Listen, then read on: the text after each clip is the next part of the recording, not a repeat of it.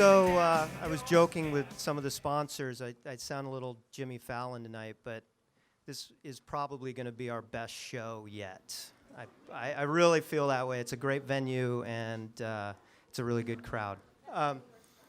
So before we get going, I would like to thank our sponsors for, whoops, too fast there. There we go. I'd like to thank our sponsors tonight. Really, if it weren't for them, Cody wouldn't be here. You wouldn't be drinking all that great booze. So if you could put your hands together real quick and let them know. Box.org, Know Who, Donor Drive, Cirrus Insight, Form Assembly. These guys genuinely do care about B Corps and nonprofits. I mean, they really do. So if you see them wearing a sash, buy them a free drink and let them know thank you.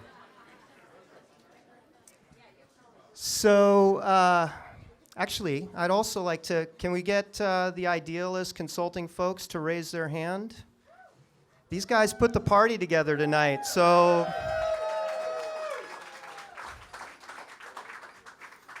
Thanks. So, I don't know if you guys heard the walk-on song, but I went with REM's End of the World, and you might wonder why such a morbid song.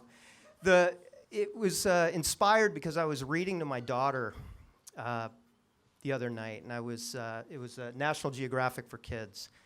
And it was the third time I had to talk to her about endangered species. And, when you're talking to a 7-year-old about endangered species, it's kind of a difficult conversation.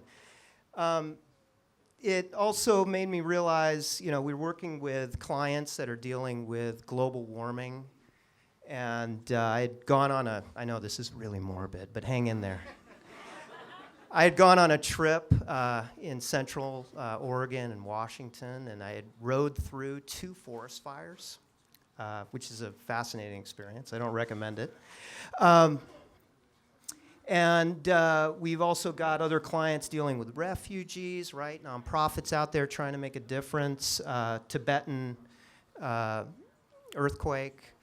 And I started thinking about it. I started feeling a little overwhelmed, and I thought, what can I possibly do about all this? I mean, I don't know if you guys have this conversation, but I'm like, I can't possibly manage all this. And then I realized it wasn't what I can do, it's what we can do. And it kind of made me feel a little bit better knowing I wasn't in this alone.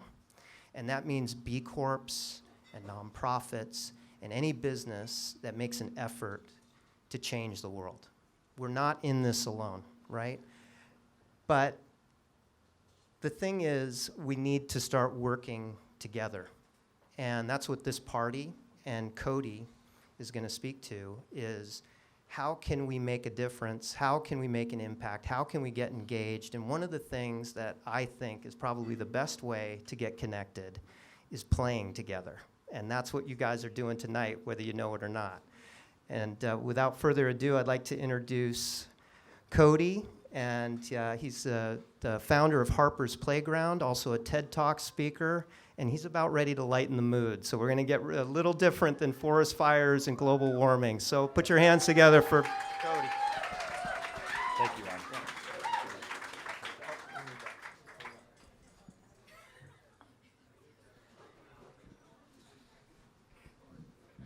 Just a quick raise of hands. Who came here especially just to hear me talk? I was not expecting that. I was prepped to say, you're all here to drink. And I have very good news about drinking. It's good for you. Social action is tied to drinking too. Just so you know, social drinking guarantees a better career. I don't know if you guys knew that. Studies show that social drinkers do better. So I just want to make you feel good about drinking tonight. So quick toast. Tip it back. To drinking.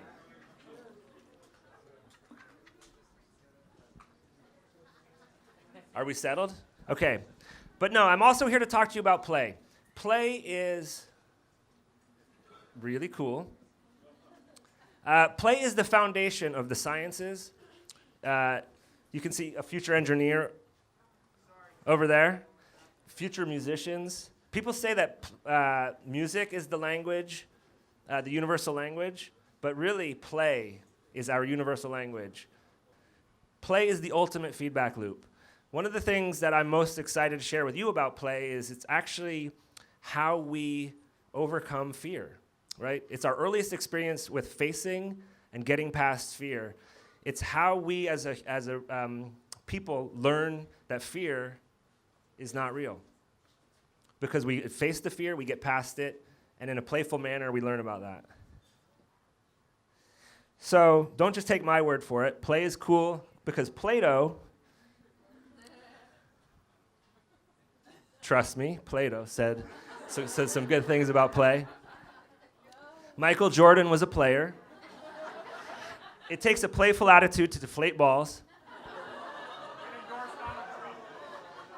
And Muhammad Ali was the ultimate player. But one of the things that all of these athletes had in common is that they talked a lot of smack, and they took people out of the play mode and into the fear mode. This was their brilliance. All three of these guys would defeat their opponent by mentally playing with them. Now, in hip hop, there's this concept of players and haters. And I am not going to tell you which one is which, but you'll see a pattern that they end up on the same side of the screen a couple times. But in general, the idea of play for me is play is what you are about, not what you are against. That last slide was kind of on that topic. Play is also recognized by the United Nations, the American Academy of Pediatrics, and anyone who knows anything about a healthy childhood as the basis of a healthy childhood. It is literally the work of children for cognitive development, physical development. Play is it. Play is the way. So I have this fascination with play, and it's in large part tied to my parents, who met in 1963 in New York City. They were players. In 1967, they moved to San Francisco, and they changed a bit. Sorry, you guys. It's good visual. San Francisco influenced them. Other things probably had to do with it. I have no idea what else, but San Francisco changed them. Now, this is San Francisco Children's Hospital. It's actually where I was born. And 1969. And at the time, no father had ever been allowed to be present at a child's birth in that hospital. And my dad said, that's silly. I'm going to change that. As I mentioned, that's a player right there. But my birth story is really tied to wanting to change something that doesn't make sense. It doesn't make sense that fathers were not allowed into the delivery room. And I've really been vibing on this story for me because I forgot about it for many years. And now as somebody who has a clear vision for changing the world for the better, thank you, Rob, for painting the picture of how bad everything is. I'm pretty optimistic about the future. And it's all tied to my daughter's birth story. My daughter, Harper, was born with a very rare genetic difference. And when they gave us the diagnosis, the words they used were that she would never walk or talk in her lifetime, which is a pretty heavy thing to hear, of course, in that moment. But as you can see from this picture, which is it's blocked off a little bit, she has learned to walk with the use of a walker. And this is the first time we took a trip to our neighborhood park. And in the background of this photo is our neighborhood playground. And when we got there, we found this ramp, which you guys have to take my word for it. There's a ramp into these wood chips. And we honestly thought this ramp was maybe for the wheelbarrow to deliver the wood chips, but it's actually for kids who use wheels. Kids in wheelchairs are supposed to take that ramp, cross the wood chips, and get to this thing. This little thing is called a transfer deck. So the modern playground, and this is an ADA accessible playground, Kids in wheelchairs are supposed to pull themselves out of their chair. It's got like handles. They can't see. They're supposed to pull themselves out of their chair and shimmy up onto the structure with their upper body strength and do who knows what. So our outrage at this kind of silliness and our desire to see our daughter be able to play led us to want to change this. The first thing we took a look at is, not only is this an injustice, but kids around the world play in spite of not having playgrounds. In fact, I would say these kids would prefer this scene than that typical playground. That's kids in Cuba playing stickball. And here's kids in Africa playing soccer, just a simple ball in the streets. The idea here is that kids really prefer to play in places other than that typical playground anyway. So why should we build these things? These things that do not work at all for kids with disabilities, and kids who are typically developing also don't really like these things. That's what we've discovered. These things offer what is called prescribed play. They need to go away. But remember, I'm a player, so it's not what I'm against. This is what I'm for. But what I'm also against a little bit is this is the answer to accessible play. This rat maze is what kids on wheelchairs are supposed to go wheel around on, right? Another absurdity. So my wife and I and our 2 daughters, we formed a nonprofit. Let's hear for nonprofits.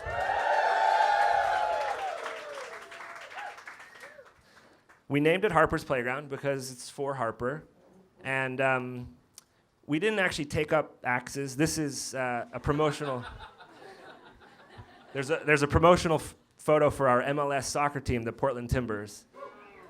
Sorry. See, people from around the world. Not just.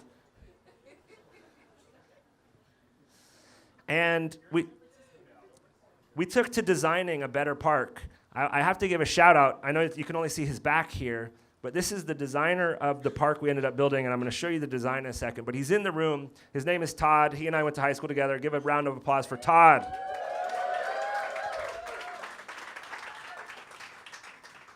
And that's Harper helping him down there. And we set about to build a park that would work for not just Harper, but for all kids. And here's the drawing. This is a universally accessible and nature play park, which is really, this is the game changer in playgrounds. There are 2 competing movements in playground right now. There's nature play, which is good because nature play matters. Kids should be playing with real materials. The science is out of control for that, right? But, and then there's this other movement, which is accessible play, which was the rat maze. They need to fuse together. This is what we've done. We are the only nonprofit in the world that I know of that has fused the 2 together. It's pretty cool.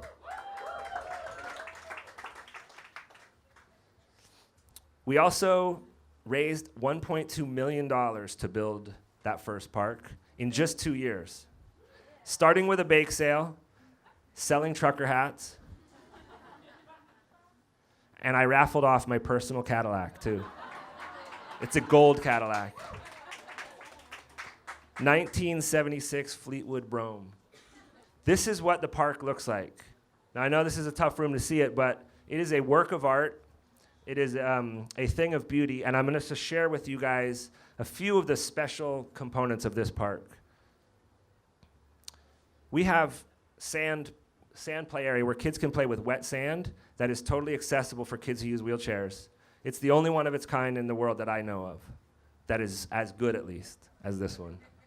It's hard to find a time to take a picture of it without kids. This is super early in the morning, but you can see the remnants of crazy amounts of play. We built a very simple hill.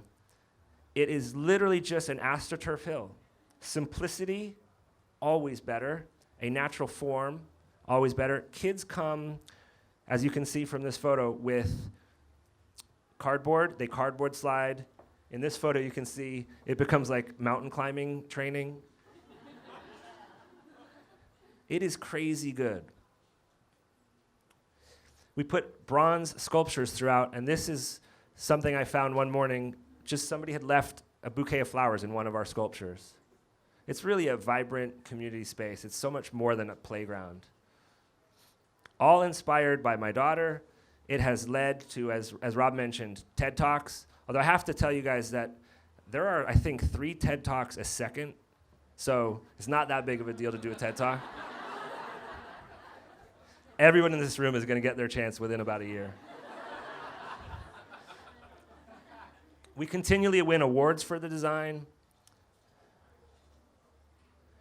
But most importantly, it works the way we wanted it to for these type of moments. It's hard to see, but there's a child in a wheelchair who's able to be on the same level with another child. And in the nonprofit world, we are often asked to think about measuring our impact, right? How do you measure that? How do you measure that this girl on the swing might someday hire somebody in a wheelchair because of this experience? I'm big on non-measurements. I think somebody said something about how the most important things in this world cannot be measured. It's time for us to kind of push back on measurement stuff because measurements have not been working very well for us. I think it's time to go way more heart, less head. Here's another example of why this is important. We forget that there are adults who experience disabilities. This woman explained to me with tears in her eyes about how she had never been able to push her child on a swing, and she appreciated that she could do that. Now, if I haven't kind of established that the typical playground sucks, there's a national nonprofit called Kaboom. Who's heard of Kaboom? Yeah, they suck. They mean well, but they are building these typical playgrounds all over the world. They have built 16,000, right? They are on record, in writing, admitting that the majority of the playgrounds they have built sit empty most of the time. These playgrounds also exclude kids with disabilities. So it's literally like holding a food drive and then telling the kids who are the hungriest, you get nothing. So I'm pretty opposed to them. Think about it. Should we be serving kids hungry McDonald's or building community gardens for them? I say community gardens. In the end, for me, it's all about my daughter. This is why I have an indomitable will to push forward and do this, because I don't just want to give her a chance to swing at one park. I truly want to change the world for her so that it is a safer, more welcoming place for her, and that's why I do what I do. And literally, this is the world I want to see happen. So anyway, that's really what I came to tell you about. I'm very happy to remind you that we're here to drink. So drink up and play more, and thank you for listening. Have a good night.